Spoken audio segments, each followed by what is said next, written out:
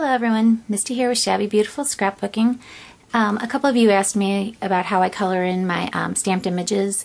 I use several different techniques. I use markers, and on this technique I'm using the Tim Holts Distress Reinkers and mica powder.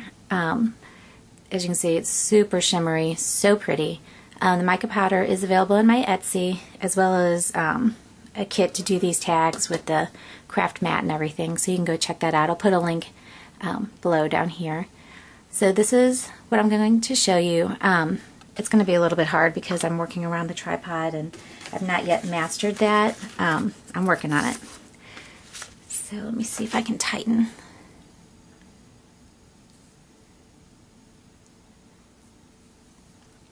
Okay. So you're going to ink up your stamp and just stamp whatever image you're wanting to color in. Oh, I already got stuff on there. Oh well, it's okay.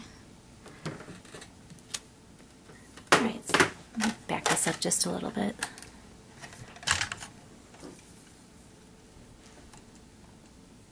Okay.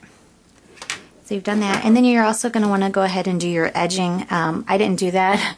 I painted it first one time, and now I have a sparkly little pad. That's my phone, sorry. Sparkly ink pad, which I don't really care because I use mica on almost everything anyway. So I showed this technique before. You stamp off into the craft pad, and then just work your way around. And I'm being real sloppy because I want to get to the good part. But I can go back and touch this up later. Ew. Okay. So you've got your image, you're ready to go. Now I've had ahead of time, what I did is I have my palette and I just put, this isn't even a full drop, it's just basically taking the reinker, knocking it off and touching it to the bottom. And then what I did was I took my paintbrush, just a little bit damp, just kind of wipe it off, and put it into my mica powder. So you can see how much that is. It's not a ton. The mica I sell in my store comes in a pack like this, which should last you forever. Then you just go in. Ooh, that was kind of too much of the mica. I like to do it in these palettes. You can do it straight on your craft mat, but if you do it in the palette, you can save whatever you don't use, and the water will evaporate off, but you just add more water when you're ready to paint again, and it's good as new. So I'm going to pour a little bit of water into the little center of my palette. Oh, that was way too much. Pick up some of that water, put it in my palette. Okay, and then I've just got a little paper towel here. I'm going to wipe that off. I'm going to start with the, just put a little bit more water on my brush, with the peeled paint. I love this for greenery. It's the perfect color. So let's see if I can widen out just a little bit.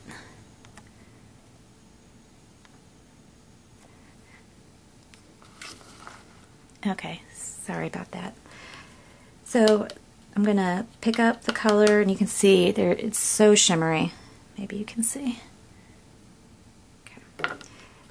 Then I'm just going to tap it in here because I want it not so dark. Pull a little water in there. Okay, and I'm going to start, I'm just going to start kind of right here. Pull that color in. I usually start on the outside. I don't know why I did it this way, but it'll still work. Alright, and then now I don't even really need to rinse off. I'm going to go into Broken China. I think this is my favorite color. And pull in some water because I don't want it too dark. It's hard to blend if you go real dark at first. And I'm just going to go on my edges. You want to stay a little bit away from the line, just because it probably will bleed just a little bit and you don't want to get out of your lines.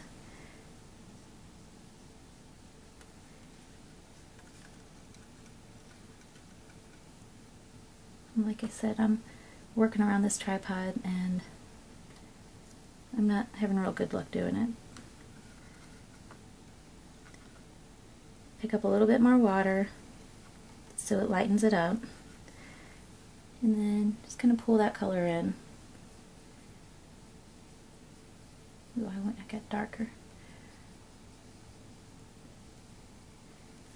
Now I'm going to pick up some more of the green and kind of bleed that in there. And I like kind of the little mottled effect that you get when the colors spread. So that's what I'm doing. Let it pool just a little bit.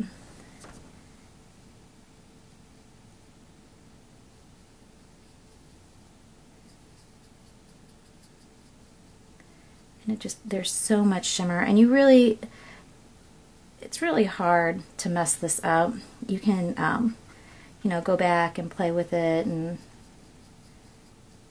it doesn't have to be perfect.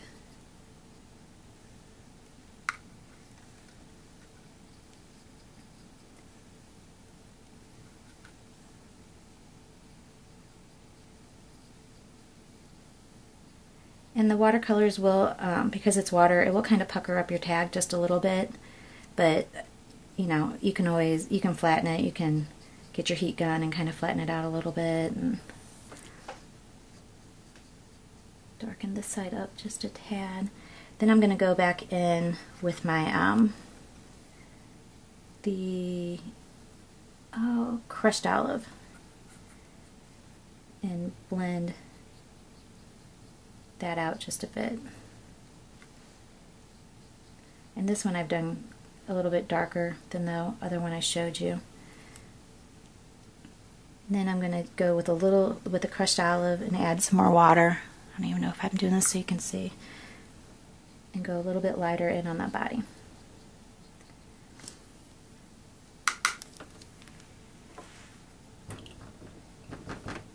So then I have in my palette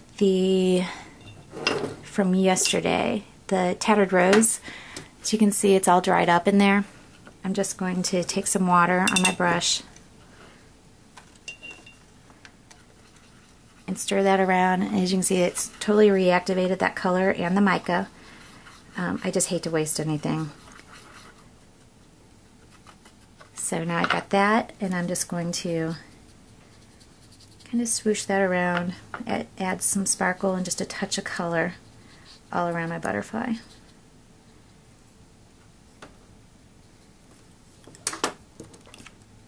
Okay, it's not my best work, but it's hard to work around the tripod.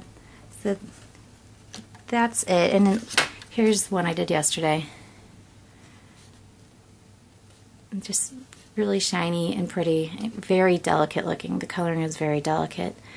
So that's about it. I'll put the links to all the goodies that I use that I have in my store. Here's a little library pocket that I did yesterday as well. Love it. Okay, so I will put a link, and super easy. And I'll show you how I use my Spectrum Noir pens that I just got. I'm not real good at it yet. I'm still working on that, but I'll show you that. I really do like those pens. They're alcohol markers similar to Copics. So that's all I have for you today. Thanks so much. Bye.